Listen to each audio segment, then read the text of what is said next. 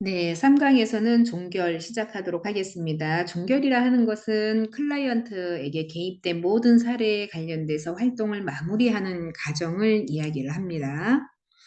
그래서 사례 관리와 클라이언트의 관계가 없어지는 것을 의미를 하는 것인데요. 구체적으로 우리가 사례 관리 서비스가 필요 없어진 경우에는 목표가 모두 달성된 경우가 있을 수 있고요. 그리고 사례 관리를 더 이상 진행할 수 없는 부득이한 상황이 발생된 경우가 서비스 중단하는 것을 이야기를 하죠. 종결은 사례 관리자와 클라이언트가 모두 결정하는 것인데 이를 위해서는 사전에 준비 작업도 필요하다. 그리고 일반적으로 사례 관리 대상자들은 장기적이고 지속적인 서비스를 필요로 하는 경우가 많기 때문에 종결은 논하기가 쉽지 않지만 또 우리 같은 상황에서 종결을 의미하는 부분에 있어서 종결의 여러 가지 되는 경우를 한번 살펴보도록 하겠습니다. 자, 서비스를 종결하는 경우가 클라이언트 스스로가 종결하는 경우가 있겠죠. 예. 그리고 서비스 제공자가 종결을 권하는 경우, 또 사례 관리의 목표가 모두 달성된 경우, 아주 바람직한 관계가 되겠죠. 자, 서비스 제공자들 중 한 사람이 책임을 전적으로 맡는 경우도 있고요. 또 생활시설에 입수하거나 사망한 경우가 있겠죠. 생활시설이라고 하는 것은 어느 이제 기관에 들어가는 거죠. 그래서 집에서 서비스를 제공하는 게 아니라 시설이라고 하면 입소해서 그쪽에서 이제 생활을 전적으로 하는 경우가 있겠죠. 예를 들면 생활시설이라고 하면 어디가 있을까요? 요양원이 될 수 있고 또는 이제 나라에서 운영하는 양로원 시설이 될 수 있고 이런 곳이 이제 입소 시설이라고 할 수 있겠습니다. 다른 지역으로 이주하는 경우, 이사를 갔다거나 그런 경우가 되겠네요. 법원에서 결정으로 사례 관리가 종결되는 경우도 간혹 있을 것이고요. 기관의 정책에서 사례 관리가 종결되는 경우, 또 사례 관리자의 서비스를 클라이언트가 거부하는 경우도 있고요. 또 클라이언트가 다른 방법을 자원을 소비한 경우가 있겠고, 또 사례 관리자가 연계한 서비스를 클라이언트에게 비생산적이라고 판단될 경우에 종결을 합니다. 클라이언트가 기관의 신뢰성과 책임을 위협할 정도로 비협조적인 경우, 이런 경우는 당연히 종결을 해야 될 것 같고요. 그리고 클라이언트의 욕구가 모두 충족되어 클라이언트의 스스로 서비스를 확보하고 조정할 수 있다고 사례 관리가 판단되는 경우가 있다. 그리고 위급한 다른 클라이언트를 위해서 클라이언트 서비스를 철회하는 경우가 있다라고 하는 거죠. 그래서 종결 과정에서 우리 이제 다양한 사례 관리자의 과업이 있다라고 하는 것인데 종결 시기를 결정하는 부분이 있습니다. 그래서 클라이언트 스스로가 문제를 해결했거나 아니면 결정할 수 있고 사례 관리자와 파트너십에 대한 욕구가 감소해서 클라이언트 스스로 자원을 효과적으로 활용할 때 일반적으로 종결시키고 판단할 수 있다라고 하는 것이 결정의 시기라고 하는 거죠. 두 번째는 클라이언트 상태에 대한 사정인데요. 종결의 지표를 발견하고 클라이언트의 기능이나 다른 지지망과의 관계 속에 살펴봄으로써 사례 관리 종결 이후에 발생할 수 있는 위험 요소에 대해서 평가를 하는 것을 바로 두 번째 클라이언트 상태에 대한 사정이라 하고 세 번째 사례 회의를 통해서 결정을 통한다라고 했는데 사례 회의를 통해서 종결 준비에 대한 평가, 현재 상태에 대한 검토를 실시하고 종결에 논의하고 피드백을 받는다라고 하는 것인데요. 모든 사례가 사례회의를 통해서 종결되는 것은 아니다라는 거 알아두시면 될 것 같습니다. 그리고 클라이언트와의 면담에 있어서 최종 면담이 결국에는 종결에 대한 정서적인 반응을 정리하도록 도움으로써 해주는 것이다라고 하는 것인데 우리가 목표를 달성한 경우에는 서운함을 나타낼 수도 있죠. 그리고 달성하지 못했을 때는 또 아쉬움을 가지고 부정적인 감정을 표현할 수도 있습니다. 그리고 종결 후에도 기관의 프로그램과 사례 관리 서비스를 제공받을 수 있다는 점을 정보로 제공해 줘야 된다라고 하는 것이죠. 타기간의 의뢰라고 하는 것은 종결 이후에도 클라이언트에게 해결되어야 하는 문제들이 남아있는 경우에는 추가로 다른 서비스를 제공해야 되는데 다른 기관 혹은 다른 내 부서에서 클라이언트를 의뢰를 하게 됩니다.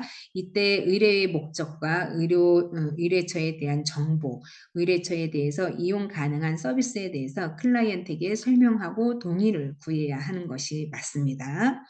자, 이렇게 종결을 완료하고요.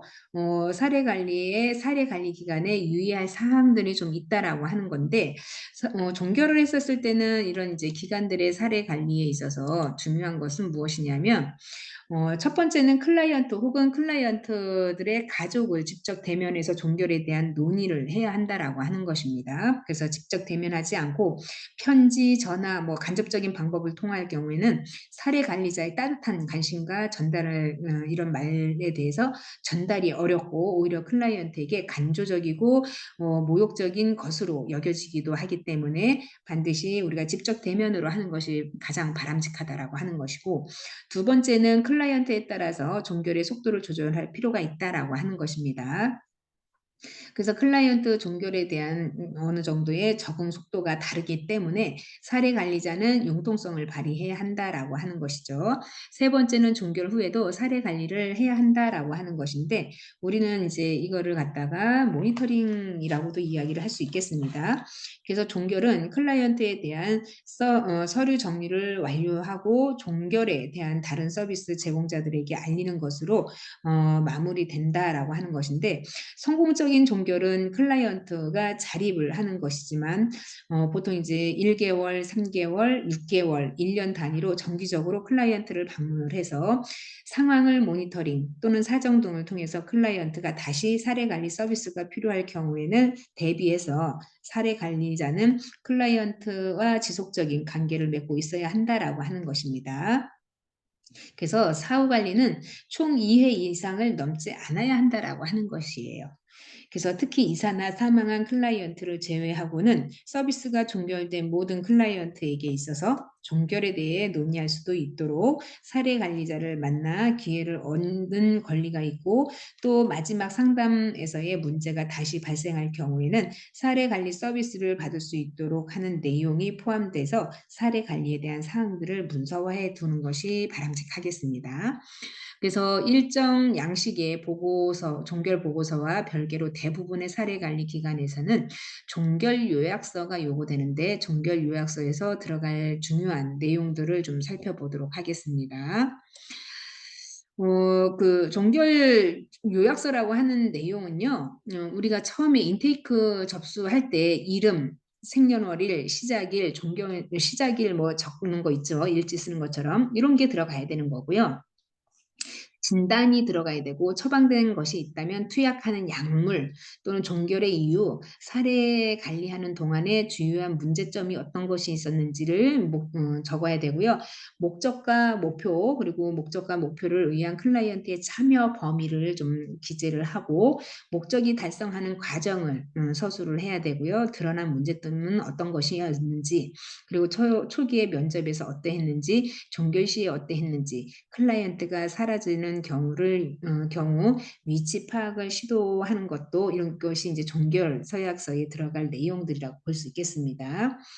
그래서 평가와 종결의 과정에서 있어서는 우리가 기록지에 포함돼야 될 내용들은 제공된 서비스의 내용이 좀 들어가면 좋겠죠. 그리고 제공된 서비스에 대한 평가도 해야 되고요.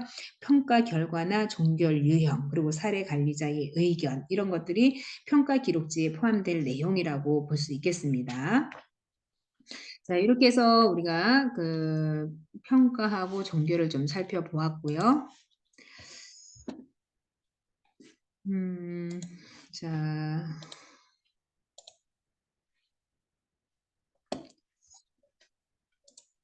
사례 우리 이 책에 우리가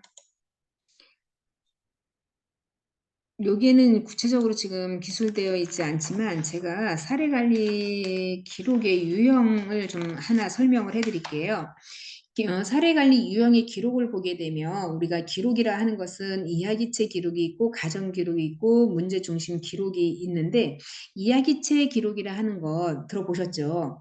우리가 가장 보편적으로 많이 쓰는 것이 바로 기록 방식에 있어서 이야기하듯이 서술하는 방법을 의미를 합니다. 그래서 이야기체로 담다 보니 사례 관리에 필요하다고 여겨지거나 중요하다고 여겨지는 모든 것들이 기록할 수 있는데 이것은 이제 유연성이 높다라고 하는 거죠. 그래서 일정한 틀이나 양식이 없고요. 사례 관리자의 판단하에 중요한 정보를 기재하고 그렇지 않는 것은 제외하는 특징이 있으나 지나치게 양이 많아지게 되면 정보의 우선순위나 조직화에 어려움이 경험할 수 있다라고 하는 것이 이야기체 기록이고요.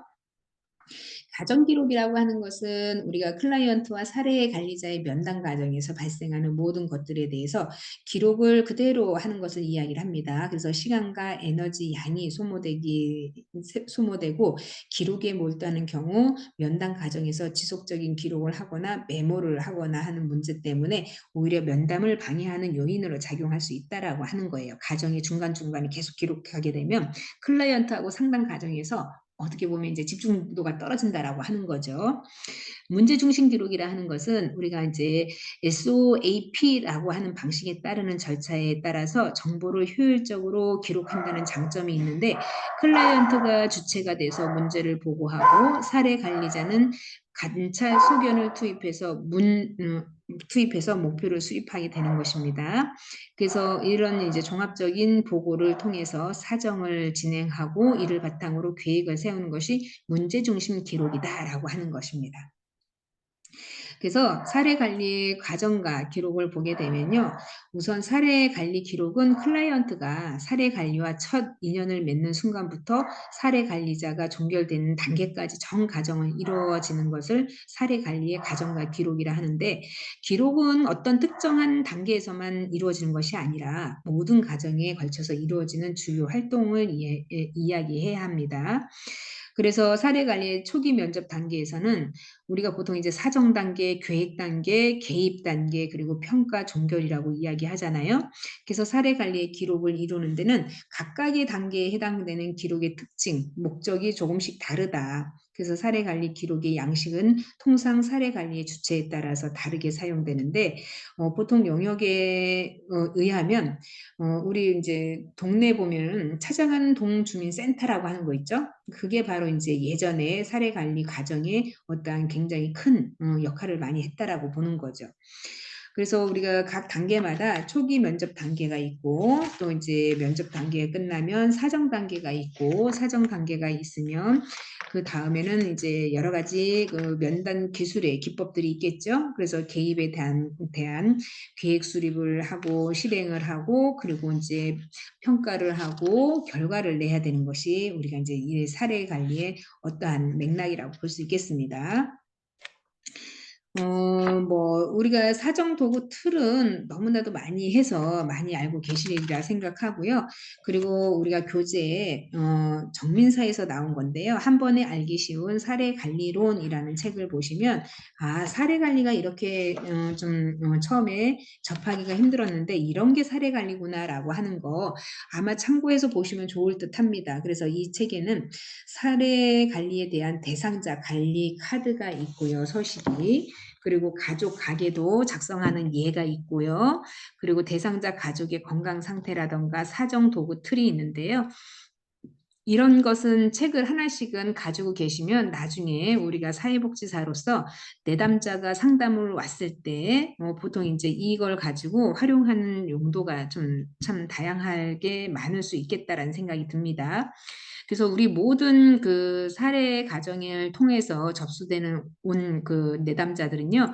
개인정보 수집 이용 공동 동의서라고 하는 거 있죠. 그래서 여기에 꼭 동의를 해야 우리가 정보 제공을 하고 또 그 정보 제공이라 하는 것은 개인별 이제 그 주요한 내용들이 있잖아요. 주민번호라던가 주소라던가 이런 개인 정보에 따른 것이 있기 때문에 수집에 동의하는 동의서 그리고 이제 뭐 보안 서약서 뭐 이런 것들이 있는데요. 보안 서약서라고 하는 것은 사례관리 업무상 사회복지 정보 시스템의 개인정보 취급에 있어서 뭐 다음 사항을 준수할 것을 엄숙히 서약합니다라고 하는 서약서예요. 그래서 이런 것도 이제 우리가 서약서라는 것을 해야 되고 그리고 인제 외국의 사례 관리 양식을 보게 되면 접수 양식이라 해서 어세스먼트라고 하는 접수 양식이 있어요. 그래서 이런 것도 좀 참고해 보시면 좋을 듯합니다. 지금은 우리나라에서도 다문화 사회가 우리나라에 이제 만연해 되어 있죠. 그래서 다문화라는 우리나라의 인제 고유한 민족 아닌 인제 같이 더불어 사는 많은 사람들이 유입이 됐는데요. 한국 사람만 살게 되면은 한국어로만 하면 되겠죠. 근데 이제 우리나라에 다문화 가족들이 많이 생기다 보니까 이런 인제 그 서식 자체도 영문으로 된 것도 있고요. 그리고 인제 점점 사회에서 이분들이 우리나라의 국민으로 흡수가 되게 되면 이분들도 언젠가는 노후로 인해서 노화가 오면 자연스럽게 노인이 되겠죠.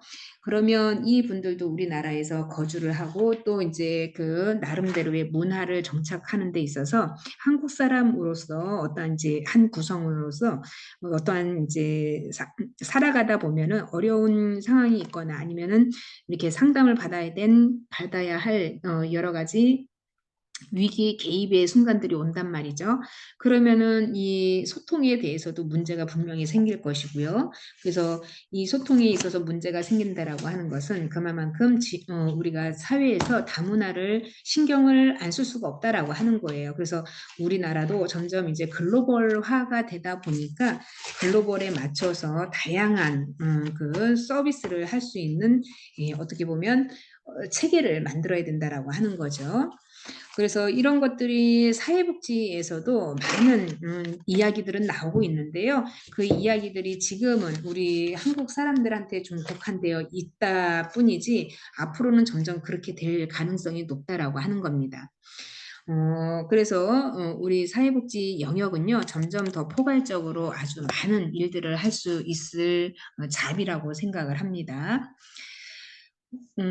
자 그래서 교재를 또 우리 그 교재를 보게 되면 교재 내용이 다 이제 뭐 그 사례 관리에 대한 내용을 전반적으로 다 다루었기 때문에 뭐 더 할 만한 자료가 없어요 솔직히. 이 교재가 너무 인제 제가 주 교재와 부교재를 2개 섞어서 같이 하고는 있었는데 지금까지 우리가 사례 관리라고 하는 것은 여러 가지 측면에서 다양성 그리고 그 이론들을 이야기를 했었고 그 이론들이 결국에는 지금까지 이야기했던 많은 내용들이라고 볼 수 있겠습니다. 그래서 지금 하나를 또 보여 드리게 되면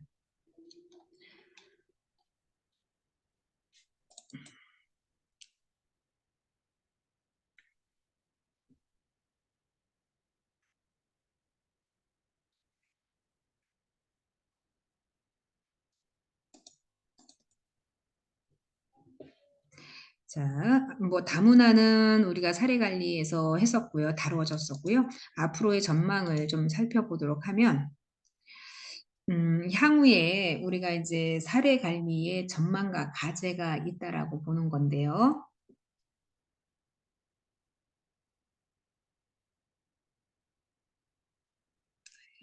네. 사회복지 환경 변화에 따른 사례 관리의 적용에 현행 사례 관리의 문제점이 어떤 것이고 또 사례 관리의 발전을 위한 향후 과제는 무엇이냐라고 하는 것입니다.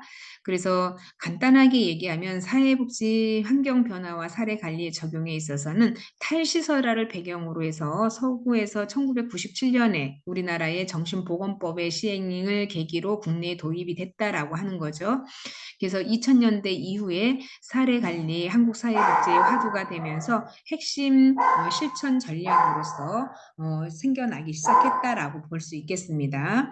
그래서 미국, 영국, 일본 등으로부터 각자의 영역에서 서로 다른 모델과 개념을 도입을 한 후에 한국의 실정에 맞춰서 공통된 이해와 합의를 이끌어내도록 하는 노력이 좀 부족했다라고 하는 거.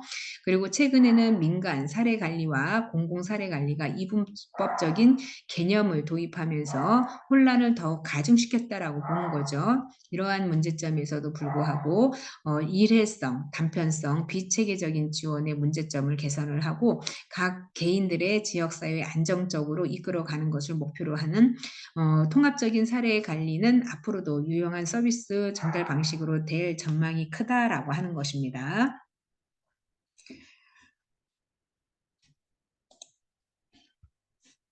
그래서 향후에 어떤 이제 우리가 그 과제를 보게 되면 그 현행의 사례 관리의 문제점들은 사례 관리에 있어서 국내 현실에 맞게 안정적으로 발전하기 위해서는 사례 관리의 방법이 태생적이고도 내포되고 있는 한계와 한국적 상황에서 특수하게 노정되어 있는 문제들을 구분해서 확인해 볼 필요가 있다라고 하는 거죠. 그래서 사례 관리 방법론에 의하면 태생적인 한계라고 하는 것은 5개로 좀 나눠서 보게 되면 사례 관리의 기존에 우리 사회복지 실천가로서의 추구했던 가치, 그 이념 이런 것들이 사례 관리자로서 요구받고 가치가 충돌되면서 정체성의 혼란을 겪을 수 있다라고 하는 것이 첫 번째 문제이고, 또 두 번째는 사례 관리는 사회복지사의 재량권을 축소시킴으로써 전문성을 약화시키는 결과를 가져왔다라고 보는 겁니다. 세 번째는 사례 관리는 복지 자원의 부족에 대해서 새로운 서비스 보강이나 지원책을 마련하기보다는 예산 지원이나 최소한의 상태로 복지 체감 정도 그리고 만족도를 높이려는 정치적, 경제적 목적을 가지고 있다라고 볼 수 있겠습니다. 네 번째는 사례 관리에 있어서 사회복지에서 주류로 등장하고 있는 다른 사회복지 실천 방법에 주변화되거나 사회복지 실천에 획일화되는 경향이 있더라라고 보는 거고요. 다섯 번째는 사례 관리자들은 대부분 소진과 과도한 스트레스에 놓이게 되더라라고 하는 것이 바로 생태적 한계라고 볼 수 있겠습니다.